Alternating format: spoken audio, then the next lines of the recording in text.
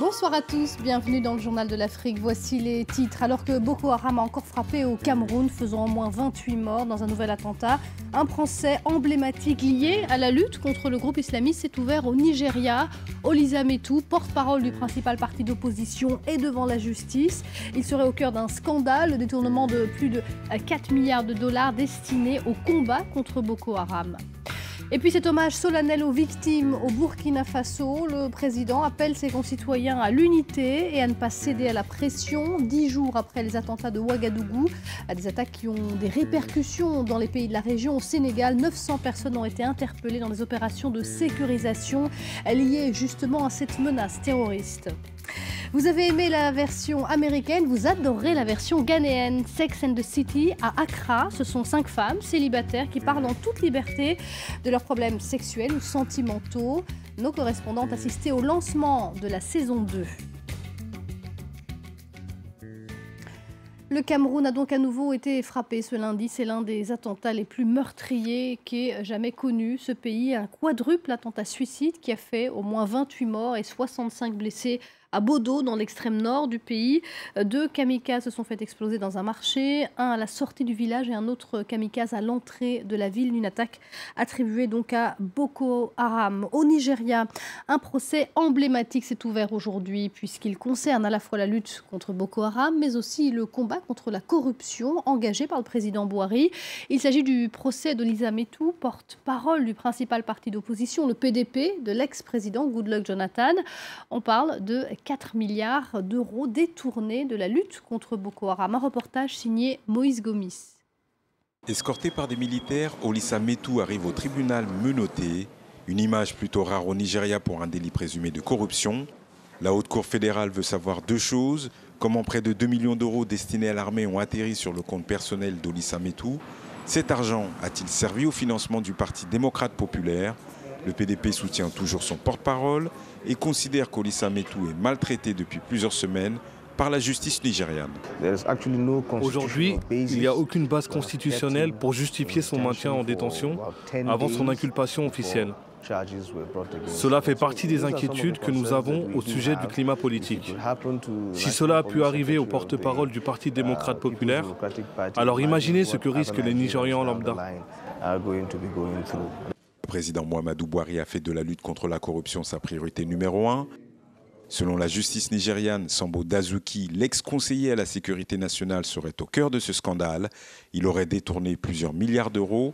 Olisa Metu est accusé d'avoir perçu de l'argent qui devait normalement servir à la lutte contre Boko Haram. Pour beaucoup d'organisations de la société civile, le procès d'Olisa Metu ouvre une nouvelle ère au Nigeria. Je pense que vous aurez un message fort envoyé à l'issue de ce procès. L'impunité, ce que nous avons connu dans ce pays, en particulier sous le précédent régime, cette impunité est bel et bien terminée.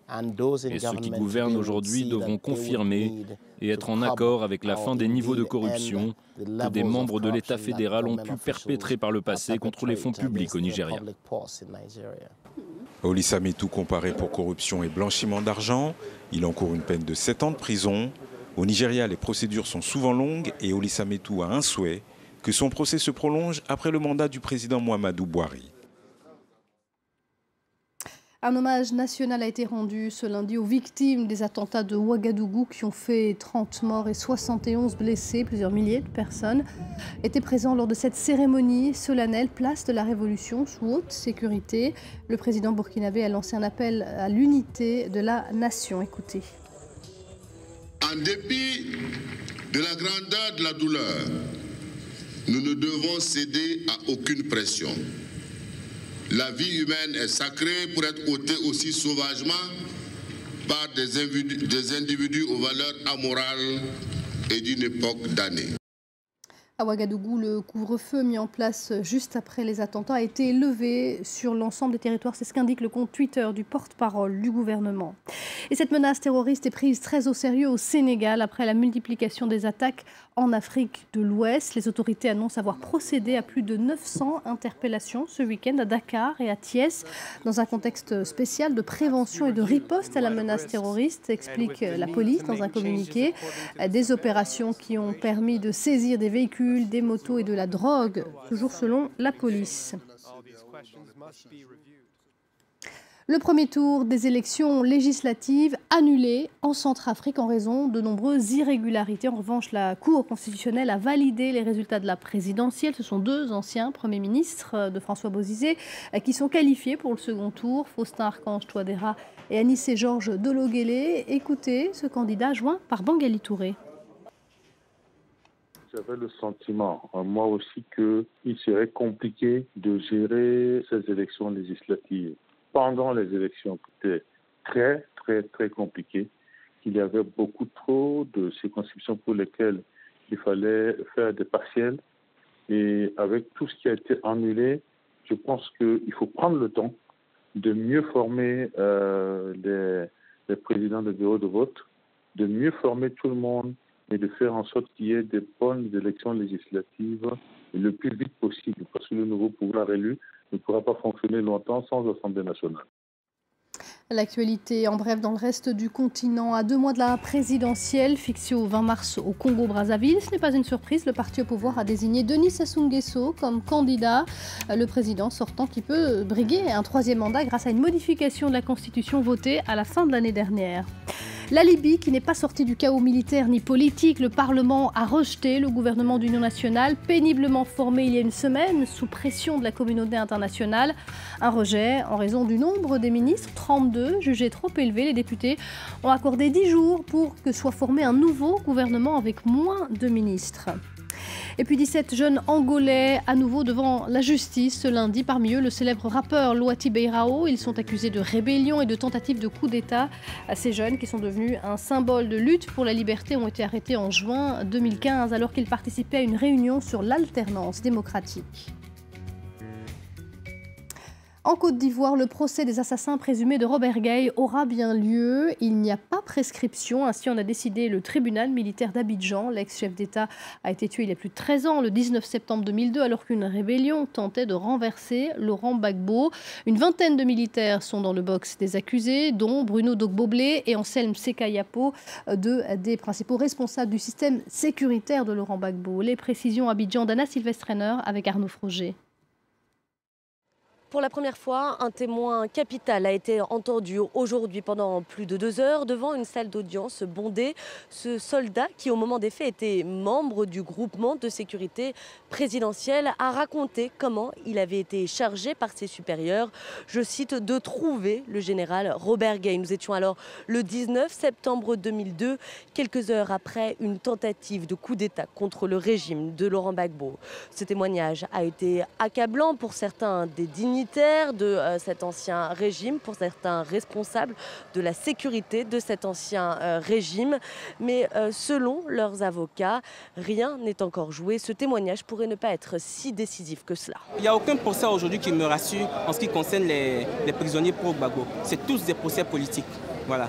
Même quand il n'y a pas d'éléments de fait, il faut quand même les condamner. Aujourd'hui, vous avez vu M. Kouadio, qui est censé être le témoin principal de la procédure. Le paradoxe, c'est qu'il n'a jamais été présent toutes les fois qu'on a tiré sur quelqu'un. Alors il est témoin de quoi? Voilà la réalité.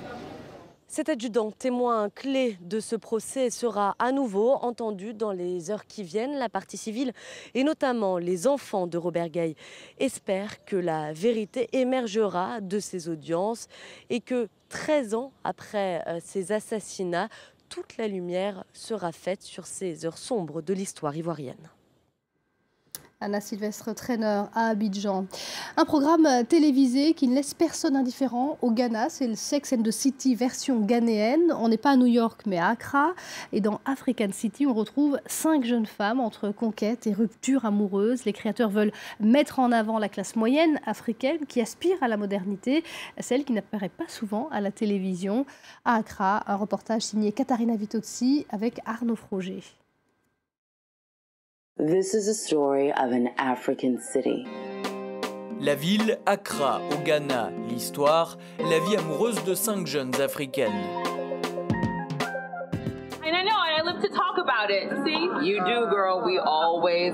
Avec plus de 2 millions de vues, An African City a connu un énorme succès. You have a picture of Jesus over there on the wall that looks like Brad Pitt. La série revient pour une deuxième saison avec un peu de mode, beaucoup d'humour et un regard moderne sur l'Afrique.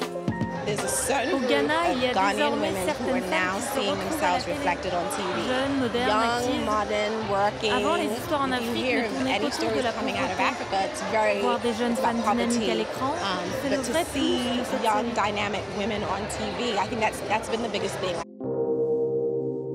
La série suit 5 Ghanéennes de retour à Accra.